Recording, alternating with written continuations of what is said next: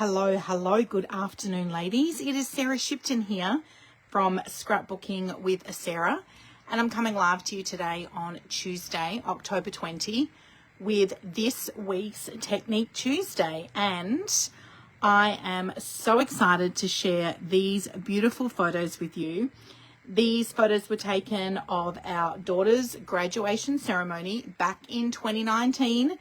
Yes, it has taken me 6 years to scrapbook these photos, but better late than never, right? In fact, Kayla came around this morning and saw this layout, and she said to me, I love how you've got none of my friends on this page. And well, in fact, I have actually already scrapbooked some of her photos from this graduation ceremony, featuring her friends, of course, her school friends, but those layouts went into her album. These photos were actually taken at our home. Some of them were at our home before the graduation ceremony. Oh, excuse me. And then, of course, with her head of house, with her graduation certificate, we had some champagne at home before we went. And then after the ceremony on the grounds of the school with her brother, myself and her grandmother. So this particular layout was just for family and the official photos. I love this one here with the big balloon banner entering the hall where the graduation ceremony was. And I couldn't very well scrapbook Jai's graduation ceremony photos last week and then not share Kayla's with you. So I'm super excited to be featuring them this week. Hi, Sonia. Thank you so much for joining me live today. I hope you are having a great day. It is a wild and woolly day here in Adelaide where I live. A bit of a unsettling spring day, but a perfect day for scrapbooking. And I am definitely busy behind the scenes creating lots of scrapbooking layouts to share with you, as I'm going to be on extended leave towards the end of this year. So stay tuned, because we will have all of our weekly scrapbooking layouts as scheduled posts in my Facebook group. If you are watching this as a catch up on my YouTube channel, thanks so much for watching. If you would like to participate in some weekly challenges, head to Facebook and search for Scrapbooking with Sarah Shipton. I've got a private group for my customers, audience, scrapbooking community, and my team members, where you can participate in a weekly challenge featuring a scrapbooking pattern. So let's talk about this week's scrapbooking pattern. I am creating a double page spread. We are doing a bottom border overlap pattern, which is on page 34 of the Reflections scrapbook program. This is an older scrapbooking how-to pattern book that I had on my shelf, and we are going back to basics. We are doing a bottom border technique, and when they talk about the overlap, what that means is we're overlapping this particular photo feature here over the top of the bottom border. So let's talk about what you will need to recreate this particular scrapbooking layout. You are going to need 2 sheets of 12 by 12 inch cardstock or designer series paper matching. As you can see, I have used the glimmer paper in this week's layout, and this is what I'm sharing my Technique Tuesday with you today. I absolutely love the glimmer paper. I think that this gives just a really beautiful finishing touch to the layout. It's a very special occasion, so your glimmer paper is just perfect for graduation ceremonies, engagements, milestone birthdays, weddings, even Christmas, anything where you want to add a little bit of shimmer, a little bit of glimmer, and a little bit of bling too is always great. So I'm going to give you some tips on using the glimmer paper on your scrapbooking layout today. So you'll need 2 sheets for your base. You're then going to need another 2 sheets of either coordinating cardstock or designer series paper. I've opted for this larger square, is cut at 11 by 11 inches. And I'm going to give you some tips on that today, because I have taken the base of my glimmer paper out so I can make best use of my paper. So I'm actually going to demonstrate to you today how I have done that. And this is a great tip for you if you want to save on your paper. And especially in this particular type of pattern where we've got paper on top of paper on top of paper, it can be quite a heavy layout. So taking out that inside square is going to be quite beneficial for you in terms of weight in your scrapbook album. So I have got 2 sheets of two-tone cardstock here, cut at 11 by 11 inches.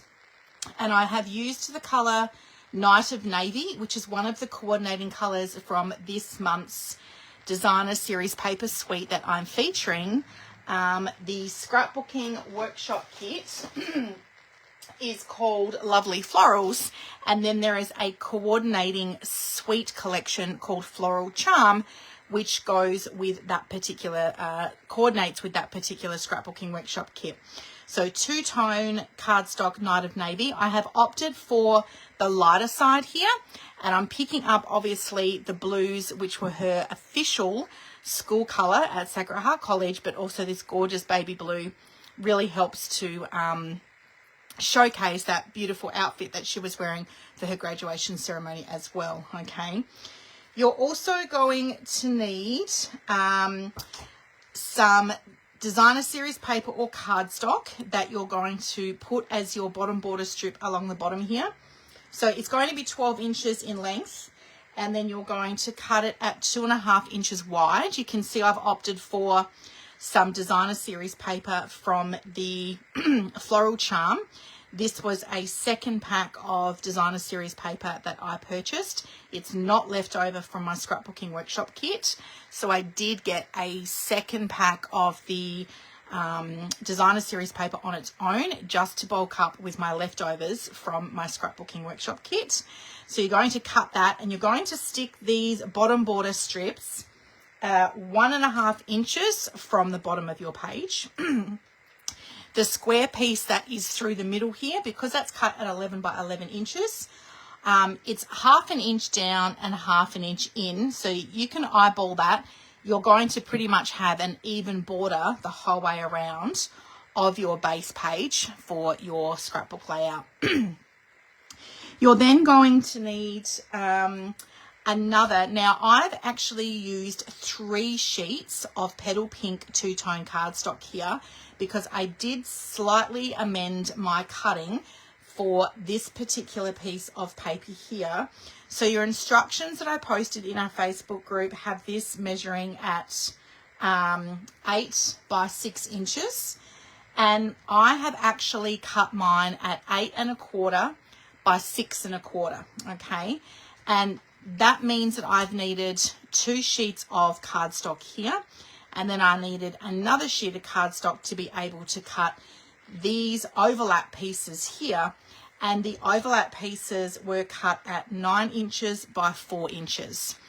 Now, if you are not going to make this particular paper dimension larger, like I have done here, you could keep it at the original cutting instructions, which was 8 by 6 inches. And then you can just cut your photos down smaller.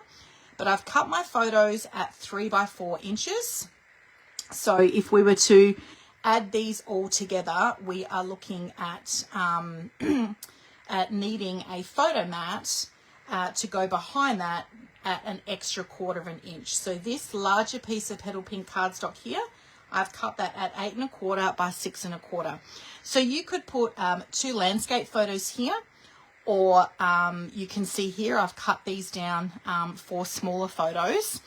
On the opposite side here, I've got the 4 smaller photos here, like a collage. I did have 1 landscape photo, which was a selfie that Kayla took.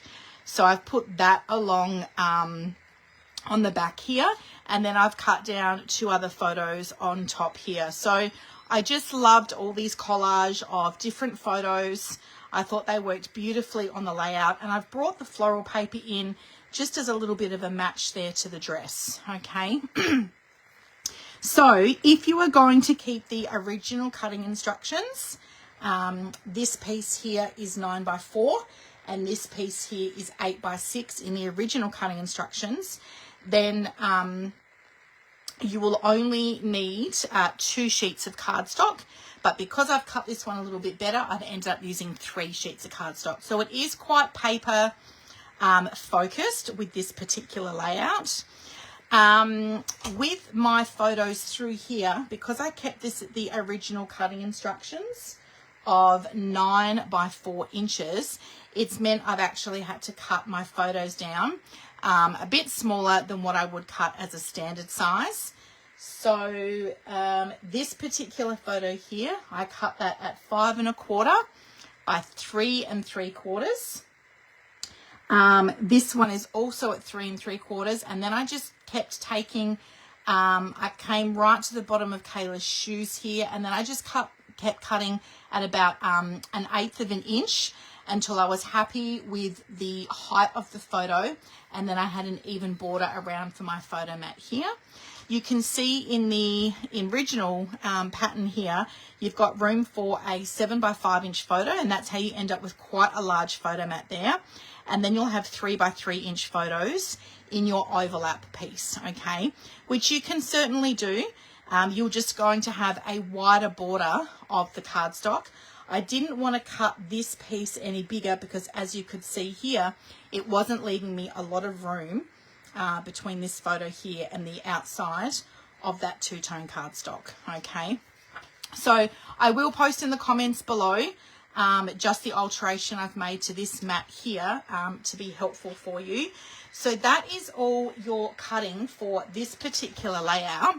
With my journaling box, you might remember a few weeks ago, another Technique Tuesday, I actually demonstrated creating a journaling box and then using a stamp and some ink to create this two-tone border effect, or first and second generation stamping border around the journaling box. So this was actually the one that I demonstrated live, and I had this left over. So all I've done here, because this fit beautifully, this was already at 4 inches. This would have been originally 6 by 4 inches. Because the width was already at 4 inches to match my overlap, all I did here was cut that at 2 inches at the top, and then I've been able to use a portion of this stamped journaling box on my layout here to do some of my journaling for the photos.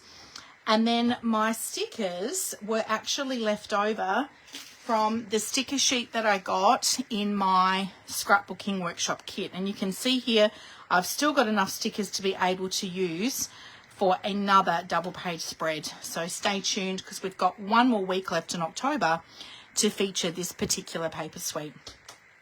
I've used a sticker here, just overlap that over the top of the photo, and then the big smiles sticker here with embellishing. The thing I'm really loving about the layouts that we're working with at the moment, there's not a huge amount of room for lots of embellishing, which I love. So the focus is very heavy on the papers and the photos. I've got 4, 5, 6, 7, 8, 9, 10, 11, 12, 13, 14, 15 photos, and I've been able to capture all of the important family photos from both the pre-celebration and then after the ceremony as well. I actually didn't take any photos itself of the ceremony that day, which was a little unusual because I took quite a lot for Jai, as you might remember from last week. So let's get into, and I've also used my party alphabet dies here to create the title SHC, which stood for Sacred Heart College, where Kayla attended. To finish off with some little bling, I have used the Charming Shimmer faceted dots. So we've got Petal Pink, Berry Burst, and Night of Navy. And these coordinate with the Floral Charm and Lovely Florals collections. I actually purchased this pack to use on my scrapbooking workshop kit layouts because I'd love putting dots and gems on my layouts, and I've just done some accent ones there around the title, okay? And we've got a flip flap on top here. This tip I love to share with people with your flip flaps. You can actually stick, you can see here I've cut 2 smaller photos down at 3 by 4 inches, and I've stuck them on the back of this 4 by 6 inch photo, and that has worked perfectly for my layout to get all of those photos on. I wanted some really nice family photos, but also these candid ones as well, with some brother and sisterly love. Alrighty, so let's get into this week's technique, where I'm going to be demonstrating to you the glimmer paper, okay? So I've used 2 sheets of glimmer paper as my base for my scrapbooking layouts. And you might be thinking, oh my gosh, Sarah, like you're covering all that beautiful glimmer paper. This was actually a 6-pack of glimmer paper, and it was from the Peaceful Garden Sweet Collection. So you can see here we've got this beautiful blue, we've got a soft green, and then we've also got what they call dark grey, but this is kind of really giving me Secret Sea and also Night of Navy vibes. And I thought, oh my gosh, I really want to use this glimmer paper here. And so glimmer paper is a specialty designer series paper, and you might be thinking that that's very generous using that as a base page for a scrapbook layout. So this is why I've actually cut the inside out at 10 inches. So I do have some glimmer paper left over with this color, rather than covering it all with this 11 by 11 inch sheet of cardstock over the top. You can see here that all we really need to see is this beautiful 1/2 inch border all the way around. Now the reason, so I've cut that out to save my glimmer paper, and the reason I've got this extra backing on here, so I keep a bag of scrap white willow cardstock here, which I use for stamping on cards and scrapbook layouts, also for photo mats. But with the glimmer paper, a couple of things I want to talk to you about with the glimmer paper. First of all, it's non-transferable, so it cuts really well just in your normal paper trimmer. But when you cut it, and even as you rub it, I'm not actually ending up with any glimmer transfer on my fingers or in my scrapbooking layouts, which is super important. But the adhesive doesn't take too kindly to this glimmer paper, so I needed to be very generous with my adhesive around the inside of this border here, and then around the outside of the border also, to just give a little bit of extra reinforcement to stick that down. I've just put some scrap strips, 12-inch strips of white willow cardstock over the top, just to hold that better in place. When it goes in the memory protector in my album, it will be totally fine. It's not going to fall off. But I did need to be very generous with my adhesive. As you can see, that's lifting quite easily. Okay, so I did need to be generous with my adhesive. I might put some extra adhesive actually on the back of that now. I just want to touch on with the adhesive, with this Stamp and Seal, there is a Stamp and Seal and then a Stamp and Seal Plus. So if you were to look in your copy of your annual catalogue, it does actually show you what you would use which adhesive for. So I would definitely encourage you to use the Stamp and Seal Plus with your glimmer paper to stick that down really well, because this particular adhesive is more heavy duty than just the Stamp and Seal. The thing with the Stamp and Seal Plus, these are individual little pieces of rectangular adhesive. So as you're rolling that off, I find that this breaks easier, like the run of the adhesive breaks easier, as opposed to the Stamp and Seal, because this is just like continual adhesive on your strip. Because these are individual pieces of rectangular adhesive, it's a little bit hard to see here in my camera, but because these are individual pieces, I find that the run of this adhesive breaks much easier than the Stamp and Seal. Okay, so as you can see, I'm actually using that quite easily. Now, this little extra piece of cardstock I've cut here because I stuffed up my cutting and I actually cut through the glimmer paper at the wrong measurements. I was not paying very close attention, and I'm going to demonstrate to you how to take out the inside square or gutter it from your base piece of cardstock, so then you are saving that paper. Okay, so there's a couple of tips there for you. Use your normal paper trimmer. You could put some additional white willow cardstock over the back of your glimmer paper. Be sure to use the Stamp and Seal Plus, because this is a more heavy duty adhesive runner than the Stamp and Seal. And now I'm going to bring in my paper trimmer, and I'm just going to use, for the purpose of this demonstration today, I'm just going to use my white willow cardstock, because one thing I found yesterday, which is why I stuffed up my cutting, is that because this paper is this glimmer paper was so dark, it was really tricky to see the measurements on my ruler, my cutting guide here, of my paper trimmer. It was really tricky. I had like my window open and I had my overhead light over the top as well. So for today, I'm going to demonstrate this just with some white white willow paper to make it easy. Okay, so first things first, I've got my 12 by 12 inch base here, and then I would be, this cardstock that's on top, the Night of Navy, I've cut that at 11 by 11, okay? So rather than having cardstock on top of cardstock, I've cut out a 10 inch square. I probably could have even done it at 10.5, but I just wanted a bit of a thicker base there, especially with that glimmer paper because it wasn't sticking super well. You could have come out to maybe 10.5 by 10.5, and you're still going to cover this 11 by 11 piece over the top of that. But for the purpose of this, I'm going to just do it at 10 by 10 today. So we've got that wider frame or border that you're covering. So when I do this is, if I've got cardstock on top of cardstock on top of cardstock, I tend to cut out the inside of my base page. The other time that I do this technique is if I'm using a sheet of designer series paper, or in this example here, some glimmer paper. If I'm using a sheet of paper that I don't want to cover in its entirety and I actually want to use the paper for something else, it might be a paper I really love, it might be one that I don't have a lot of, it could have even been some paper that I've got saved away that has since sold out and you can't buy anymore, then that is when I will tend to cut out the inside of my base page. So we're going to create a border at 10 by 10. So you need to open your extender ruler on your Stampin' Trimmer. I'm just going to line this up so you can see it well in the video. So we're lifting our ruler up, and the really cool thing here is that we've got the measurements that are running along here. These are your inches and these are your centimetres at the top. Whilst we don't work typically in inches, or we don't use those measurements in Australia, when it comes to scrapbooking, we do work in inches, okay?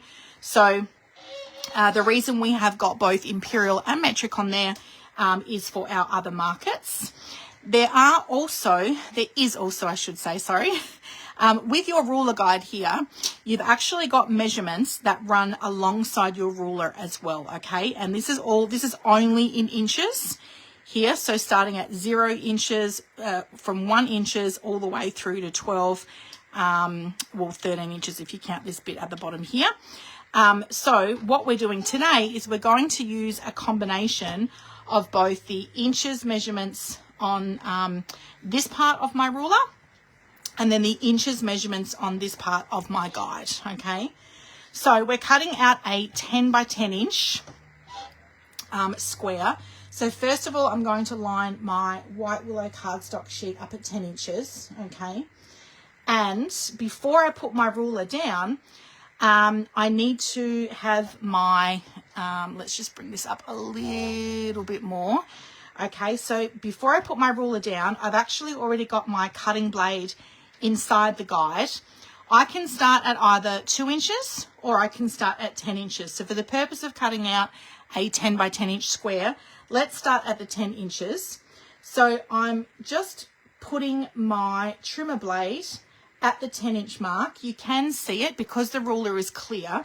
You can actually see the 10 through the back of the guide.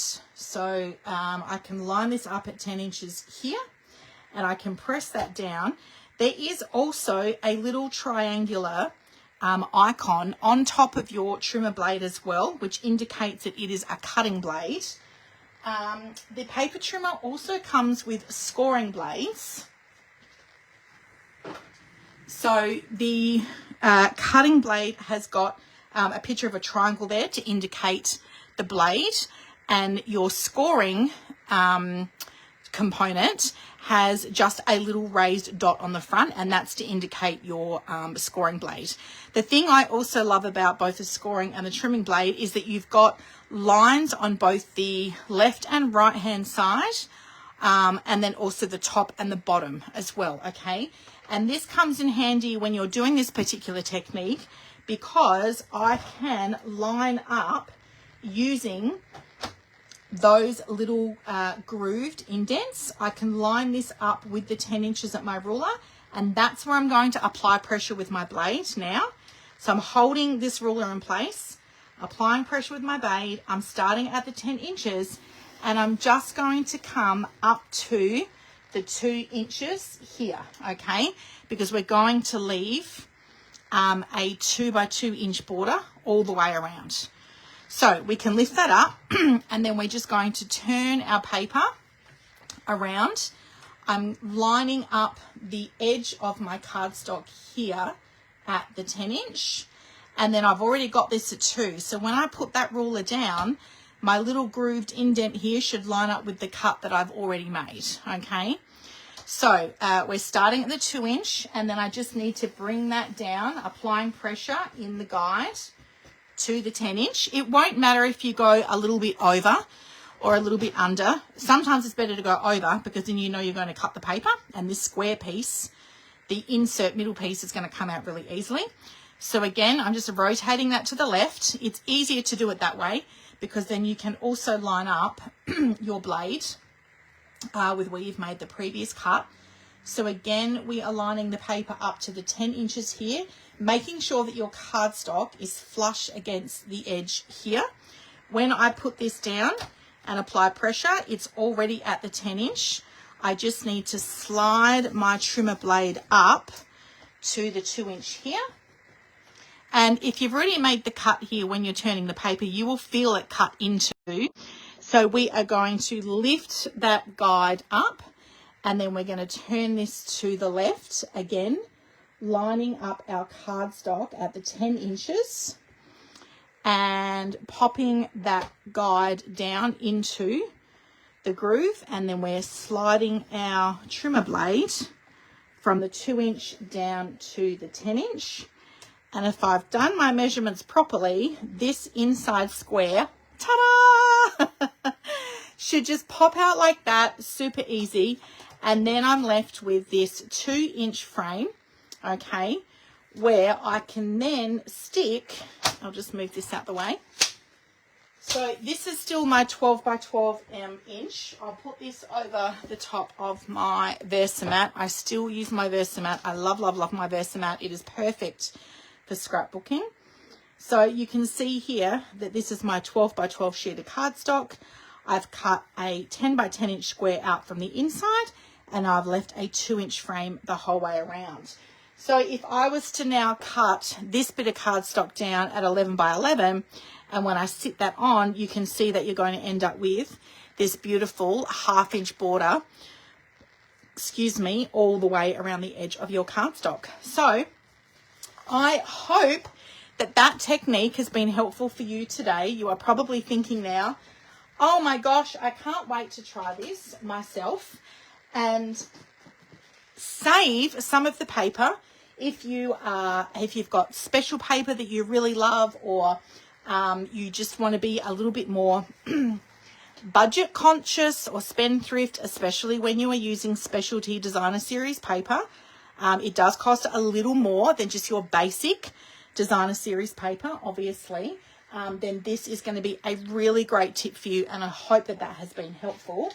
I forgot to mention before, I did demonstrate this stamp set a few weeks ago with my Mossy Meadow ink. This is the stamp set that I've used to create this stamped border that I demonstrated in a previous Technique Tuesday. This particular stamp set is still available. This is the Everyday You and Me stamp set. This coordinated with a collection that we featured a little earlier in the year. And in fact, I noticed this morning that this stamp set is in the last chance section of my online store. It's been reduced from $42 to $29. And we do have free shipping starting tomorrow, October 22nd, all the way through to October 24th. So that is 3 days of free shipping, okay? I hope I've got those dates right. I think I've got those dates right. So I've used the Everyday You and Me stamp set, the Mossy Meadow classic stamping pad, and I did a little first and second generation technique there. So if you are interested in learning how to do that technique, head to my YouTube channel and you will find it in the weekly scrapbooking challenges playlist. and it was sometime in September that I actually did this particular technique, okay? So I hope that that's been helpful for you, ladies, and that you've enjoyed my Technique Tuesday video today. You've learned something new. I can't wait to see what you create with this week's scrapbooking challenge. Thank you to those of you that watch live. If you're watching on the replay, thanks for watching back. Have a wonderful week, everyone. I can't wait to see what you come up with this week. Bye for now.